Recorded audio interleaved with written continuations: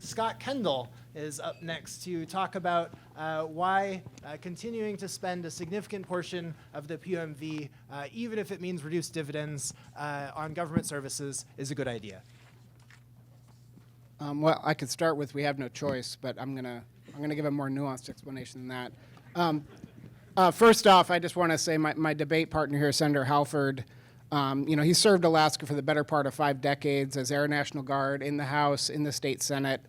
I've worked with him in the past and have an absolute respect for him. And frankly, if we had more Rick Halfords in the state, we probably wouldn't be in the mess we're in now. I will say as a starting point, oh, go ahead.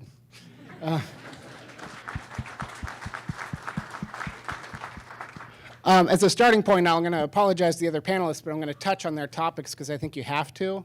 As we've touched on, oil and gas taxes can't do this alone. At some point, you can tax oil and gas, but at some point there is an economic reality that you'll kill investment and oil and gas production will stop. There is a mathematical tipping point. To think you won't impact investment behavior is ridiculous. That's just economics. And additionally, does it make sense, as was discussed in the opening, to have one industry pay the way of every other industry, mining, tourism, you name it? And again, putting our entire state budget, state economy on one commodity is foolhardy to say the least. Even if we tripled taxes on the oil and gas industry, oil hits $20 a barrel, here we are again having this discussion. As was just discussed, budget cuts alone won't do it. I won't go into details because Les did a great job, but I will say this. We had the most anti-spending governor in the history of the state right now. We went through a year unlike anyone in Alaska's ever seen, and we ended up with a 1.5% budget cut and a $1,600 PFD. The debate on budget cuts of the magnitude needed to balance the budget is over. The public won't stand for it. So. And I also think that discussion misses the point. A full dividend means a larger budget. Spending is spending, and any budget from Governor Dunleavy that includes a full dividend will be much larger than any budget we've seen in 6 or 7 or 8 years. So, which isn't to say cuts aren't part of the solution, but you can't do it all right there. And broad-based revenue at some point certainly has to be part of the solution, but here's why you have to use part of the permanent fund earnings reserve. When I worked in the governor's office, I had Commissioner Fisher run me a simulation. Pretend Alaska is the highest taxed zip code in the country. Lay that over our economy, and what we had was a deficit still of over $500 million. We don't have enough human beings earning enough money, spending enough money to balance the budget by any conventional means, which was the genius of the permanent fund. Set aside the resource in a financial way so we can keep those money, we can keep pumping money for years to come. And I'm not arguing for the end of the PFD, but permanent fund earnings have to be part of the solution. Alaska is a high-cost state. These apples-to-apples comparisons just don't work. Moving to the dividend itself, full dividends in the sense of the statutory calculation are not sustainable. Currently, a full PFD is larger than any state expenditure. It's larger than all of the Department of Education. It's larger than all of the Department of Health and Social Services. It's larger than the smallest 8 or 9 state departments combined. Currently, right now, paying a full dividend is in excess of 35% of all revenue. That's not POMV, that's oil and gas taxes, everything the state brings in. We're going to say we have a budget crisis, we're going to send a third of it back out in taxes. If you look at the projections, that amount could easily get to 50% or in excess of 50% of all state revenue. And it's not as though we're at a time when state services are flush. We have ferry system falling apart, we have a university falling apart, we have the $2 billion in deferred maintenance, we have buildings falling apart. The federal government's taking notice. The Trump administration has just taken action to end the Denali Commission because they say if you're sending money to every single resident, you don't need help from us. Also, the current calculation is not logical in that the way it's not calculated in any way that any retirement account or sovereign wealth fund or anyone would balance their books. It's the 5-year average of statutory net income, and that gets distorted in a number of ways. For one, an ongoing bull market like we're in right now boosts the numbers up to where dividends would be $4,000, even $5,000. It's also distorted because one-time profits like the liquidation of a real estate holding drives up the realized gains. The POMV is tied to a percentage of market value. So they're totally at disconnect with one another. The sad irony is if we had a massive stock market crash right now, the amount of money available for state services would go through the roof because the statutory calculation of our dividend would go down dramatically, and the amount available would go up because it wouldn't impact the actual real value of the permanent fund at the same time.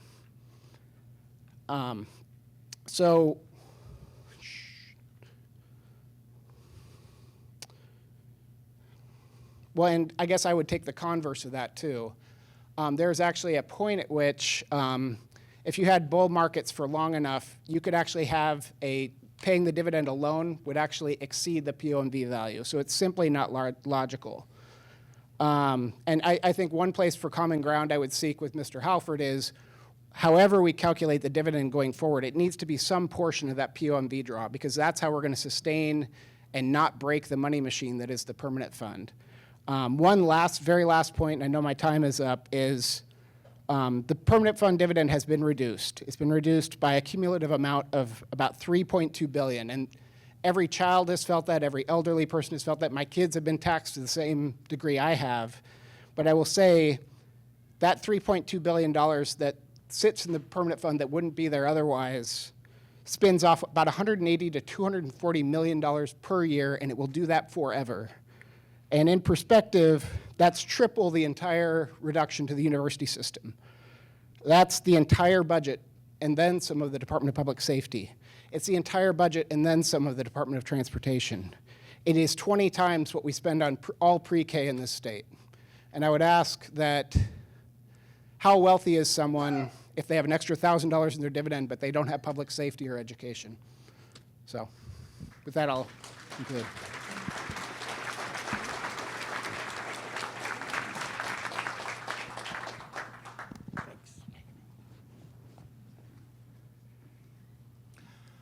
Thank you very much, and I'd now like to welcome Senator Halford to speak on behalf of the opposition. Thank you, and thank you for the opportunity. I think I'm probably going to agree with a number of things that everyone says, but I agree with them in a little different order. I think that going into the permanent fund system in the way that we have done in the last 3 or 4 years has been the most regressive, anti-rural, anti-Alaskan, and just a terrible thing to do to a system that has been used as an example by the World Bank. It is viewed as a light in terms of, the world is full of countries that are incredibly rich in resource and incredibly poor in people. The debate goes on forever whether trickle down works better than feed the grassroots. But the fact is that the permanent fund system has been incredibly successful. Things like the CIA World Fact Book, which is an obscure thing just by name, but says that the people of Alaska know more about the permanent fund than the owners of any other public fund on earth. It's because of the connection. And we've gone through some very, very difficult times. It's hard to know what is worse. It's regressive, anti-rural, anti-Alaskan. It's the last choice. And it's also economically the worst place to go in terms of its impact. If we have a terrible reaction out of what's going on in China right now, and the economy is in trouble, the place that makes the most difference is probably feeding the bottom with the permanent fund dividend. There was a recession in the oil industry, but the taking of the dividend, and the dividend all comes out in the fall. It's grub stake time for rural Alaska. It's a time when it has a huge impact. People on the lower end of the economic spectrum save the least, spend the most, and spend it the fastest. The impact of the veto on what happened to the economy spread the oil industry recession across Alaska to every single place, every single family, and it didn't take a single thing from anybody who wasn't an Alaskan. It was the absolute worst choice. Now, I try to figure out what is in terms of what are the alternatives? How do we put something together? Because I agree, and I think I'm probably going to agree with just about everything said here, with maybe a few exceptions in terms of the order of it. But it is going to take some kind of combination to make things work. But I think the most important thing in the success of the permanent fund, as written by Dave Rose, Elmer Rasmussen, and all the people that were involved in the long time that it took to come up with a package. You know, the amendment passed in '76. The fund management didn't really get going, and the dividend didn't get going until '82. There was a huge amount of discussion and a lot of minds involved. But the most important thing was the connection between the dividend and the fund. We thought that in statute, with a provision in the last phrase of the constitutional amendment, was bulletproof. No governor, all the way through to Governor Walker, ever vetoed those funds, and we didn't think he could. The veto came, the legislature went along, and the court followed suit after the fact. But the bottom line is the greatest protection of the permanent fund. Its management, its investment, its inflation proofing. And the inflation proofing, by the way, wasn't as much from Hammond as it was from Elmer Rasmussen. He put a huge amount of energy in as the first chairman of that fund and did a fantastic job making it what it is today. Half of its value is inflation proofing and additional deposits. But, you know, the bottom line, to say that we're crippled by, I just like this, we're crippled by a structural deficit. Bull. We're the most spoiled people under the American flag anywhere in the world. Nobody would think that we can have the resources we have and not get what we should get for our resources and not pay for what we want. So there's two sides to that part of it. And yes, I think the permanent fund needs to be part of the solution, but it will be part of the solution only if, and by the way, without a constitutional amendment, POMV is not constitutional because it only works as long as you have the reserve. As soon as it pays out enough to invade the principal, it's unconstitutional. And that needs to be taken into effect. There was a lot of discussion about a POMV system, and it is used in a lot of other things. But those are designed not for a savings account, but for a trust account to guarantee a beneficiary a secure thing. There was no agreement at the time of the permanent fund on exactly what it was for. There were a lot of arguments in every direction. But basically, Elmer Rasmussen said it best, it was a negative purpose to stop waste and stop what was happening. You notice these charts started in 1975. That was after we got the 900 million, and our budget went from 118 million through the roof for the first 3 or 4 years. We ran out of money before the pipeline was finished and had to have a prepaid tax to carry us. So the reason for the permanent fund was also partially because of what happened in spending. But, you know, the bottom line is that we should go to the permanent fund earnings, and the earnings can support a statutory dividend. The reason that the budget reserve is, that the permanent fund reserve is so big is because the system saves more than it needs because it's paying inflation proofing after the fact, and we've done better than inflation proofing and the dividends of half the earned income. But the system can be a part of the solution. It needs to be in the Constitution or people won't trust it and it won't work in the long term. That's the greatest benefit of the permanent fund, is that it is something that people trusted. They didn't care if their dividend went out, up and down. They saw it in the market. That wasn't the problem. It was when the political process took it and we continued to spend money in some of the things that, by the way, are off budget. There's huge amounts of money in AHFC and other places that people shuffle around and do projects with and then reduce the general fund and say it's a budget cut. But we don't have all the money that the state is holding on the table. Thank you. Thank you, Mr. Halford.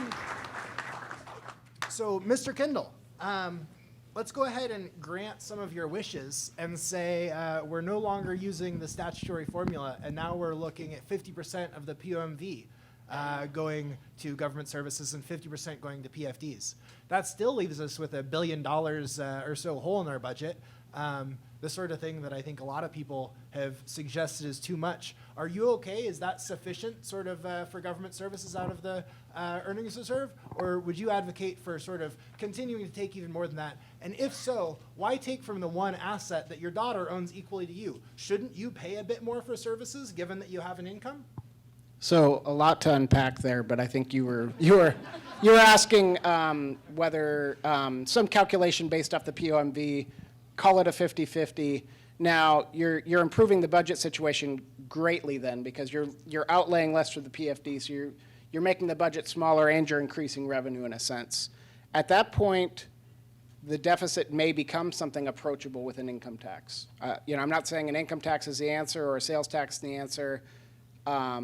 But when you get to a point where with $700 million in revenue, you're talking about $150, $200 million deficit, it's something, as you ramp up a tax, you can perhaps manage.